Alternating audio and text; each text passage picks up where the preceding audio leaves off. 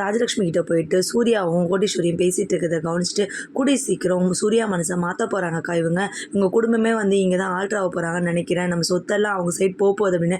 என்ன சொல்கிற சித்ரா அப்படின்னு சொல்லி கேட்குறாங்க. ஆமாக்கா, கொஞ்சம் கொஞ்சமாக சூர்யா மாறிட்டே வரான். கோடீஸ்வரி கிட்ட அன்பாவும் பாசமாகவும் பேசிகிட்டு இருக்கான். கோடீஸ்வரியும் பார்த்தீங்கன்னா சூர்யாவுக்கு எல்லா வேலையும் செய்கிறாங்க. அதனால சூர்யா மனசு மாறிடும், கூடிய சீக்கிரம் உங்களையே வெறுத்துருவான் சூர்யா அப்படின்னு சொன்னோடனே ராஜலட்சுமி பார்த்தீங்கன்னா பயங்கர டென்ஷன் ஆகிறாங்க.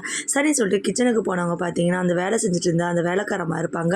உன்னை யார் சேர்த்தது, என்ன மீறி அப்படின்னு சொல்லி கேட்குறாங்க. இந்த மாதிரி சூர்யா சார் தான் வந்து சேர்த்தாரு, நீ அந்த வந்து வேலை செய்ய சொல்லி அப்படின்னு சொல்லி சொன்னாங்க. சூர்யான்னு சொல்லிட்டு கத்துறாங்க. என்னம்மா அப்படின்னு சொல்லி கேட்குறாங்க.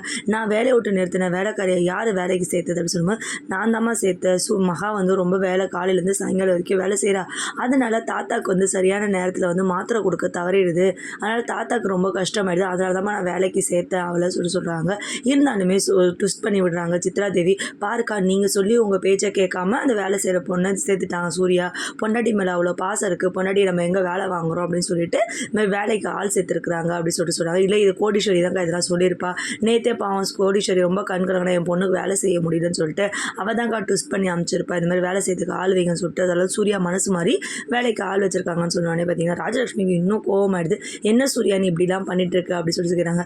இல்லைம்மா, தாத்தாக்கு மாத்திரை சரியாக கொடுக்கறது இல்லைம்மா, வீட்டு வேலையெல்லாம் செய்யறதுனால தாத்தாக்கு உடம்பு முடியாமல் போயிடுது அப்படின்னு சொல்லிட்டு சொல்கிறாங்க. ரெண்டு பேருக்கும் பார்த்தீங்கன்னா பயங்கர சண்டை வந்துடுது.